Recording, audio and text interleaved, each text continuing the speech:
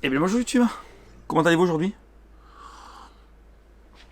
Petite vidéo à la cool. Aujourd'hui on se retrouve pour parler de logiciels de montage et surtout du nouveau logiciel de montage que je suis en train d'apprendre. Alors déjà on va voir pourquoi je change de logiciel de montage et pourquoi le nouveau logiciel vers lequel je me tourne me semble être la meilleure option aujourd'hui. Donc si vous êtes vidéaste ou que vous faites un petit peu de montage vidéo, vous travaillez sûrement sur Final Cut Pro ou sur Adobe Premiere Pro.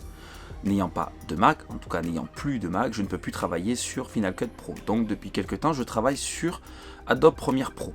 Alors Adobe Premiere Pro, c'est un logiciel en fond qui est assez sympa parce qu'il est très puissant et on peut faire énormément de choses, hein. C'est pour ça que beaucoup de professionnels l'utilisent. Mais de l'autre côté, il y a plein de fonctionnalités basiques qui sont pas si simples que ça à utiliser. Et surtout, le gros défaut d'Adobe Premiere Pro, et c'est aussi pour ça que je change de logiciel de montage, c'est que ça bug tout le temps. Voilà, moi qui travaille dans la vidéo, j'utilise ce logiciel au moins une fois par jour quasiment, et le logiciel, il ne se passe pas une journée sans qu'il plante. Donc c'est vraiment impensable en tant que professionnel de passer autant de temps à redémarrer un logiciel ou à appeler l'assistance de chez Adobe. C'est impensable. Donc depuis quelques temps, je cherchais des solutions alternatives et j'avais entendu parler de DaVinci Resolve. Donc, DaVinci Resolve, c'est un logiciel qui est fourni par la société Blackmagic. Donc Blackmagic, vous connaissez peut-être pas, mais c'est une société qui fait des caméras professionnelles et aussi des caméras un peu plus grand public, mais toujours orientées pour ceux qui font quand même de la vidéo à un niveau assez poussé. Et donc c'est une société qui est vraiment dans l'univers de la vidéo. Et c'est en ça que leur logiciel me paraît être une très bonne option déjà dans un premier temps, étant donné qu'il est étudié et édité par des gens qui font partie de l'univers de la vidéo, contrairement à Adobe. Donc pour ceux qui connaissent, excusez-moi, DaVinci Resolve à la base c'est un logiciel d'étalonnage et de colorimétrie. Donc c'est-à-dire un travail lié à la couleur et au rendu final de l'image de votre vidéo. Et depuis quelques temps, ils se sont dit, en vue de l'augmentation du marché sur le montage vidéo, pourquoi pas faire évoluer ce logiciel. Et donc c'est pour ça que depuis peu, on se retrouve sur DaVinci Resolve à pouvoir faire du montage vidéo en plus de l'étalonnage et de la colorimétrie. Et c'est un logiciel qui est très complet, et en plus on se retrouve donc avec justement toutes les petites fonctionnalités de base que je trouvais très compliquées sur Premiere Pro de façon très simplifiée sur DaVinci Resolve. Donc en fait, sur tous les points, c'est un très bon logiciel. Voilà, il y a rien, pour le moment, il n'y a rien à dire, si ce n'est qu'il faut tout réapprendre, étant donné que c'est une autre façon de travailler, c'est un autre workflow. Donc on repart un petit peu de zéro. Donc bien sûr, pour le moment, je continue un petit peu à travailler sur Premiere Pro parce que je suis obligé pour être productif et aller plus vite. Mais voilà, j'essaie de monter un maximum de vidéos avec DaVinci Resolve en suivant des tutos aussi sur YouTube, étant donné que, faut pas l'oublier, YouTube c'est la meilleure plateforme de formation qu'on peut avoir aujourd'hui, et gratuitement surtout. Mais voilà, petit à petit je me forme sur ce logiciel et je compte très prochainement ne plus du tout utiliser Premiere Pro mais que DaVinci Resolve. Donc après on va voir un point très intéressant. Vidéo vraiment à la cool, hein, je bois mon café en même temps, tranquillou, ne m'envoyez pas.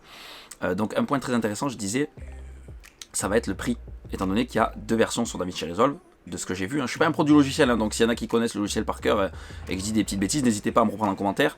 Vraiment, je parle avec mon expérience depuis un mois que j'utilise le logiciel, donc ne m'en voulez pas. Mais il y a deux versions, donc il y a une version qui est gratuite et qui a déjà pas mal d'outils, en tout cas moi pour quasiment tout ce que j'ai besoin de faire. Elle me suffit quasiment cette version là. Et il y a une autre version qui, si je ne dis pas de bêtises, est à 299 €. Voilà, la licence se paye une fois et c'est 299 €. Donc on est loin, très loin du coût d'une licence de Premiere Pro dernière version. Que ça soit à l'achat en cash ou à la location, parce que vous pouvez louer les licences Adobe maintenant, mais voilà, c'est pareil, ça a un certain coût, pas forcément accessible à tous. Voilà, si vous faites juste des vidéos YouTube et que vous voulez un bon logiciel de montage, DaVinci Resolve propose une version gratuite qui pourra vous être très intéressante. Donc voilà, petite vidéo à la cool, j'ai pas plus à dire, mais voilà, je quitte Adobe Premiere Pro et je passe sur DaVinci Resolve, et je suis vraiment content malgré le fait de tout réapprendre. Donc j'espère que cette petite vidéo rapide vous aura plu. Il y aura quelques vidéos au format court au mois de décembre, étant donné qu'on arrive à la fin d'année. Je clôture aussi l'année de l'entreprise. Je vais clôturer aussi donc la deuxième saison de la chaîne YouTube, même si la première c'était fin 2018. Mais voilà, il se clôture un deuxième chapitre de YouTube avant de laisser place au nouveau. Donc il y aura quand même quelques grosses vidéos. Je pense que la FAQ sortira avant la fin d'année 2019. J'aimerais aussi sortir avant la fin d'année la vidéo où je présente vos setups. Vous avez déjà été pas mal à me les envoyer, donc j'ai quand même quelque chose à présenter. Et je vais essayer de vous sortir ça avant la fin d'année.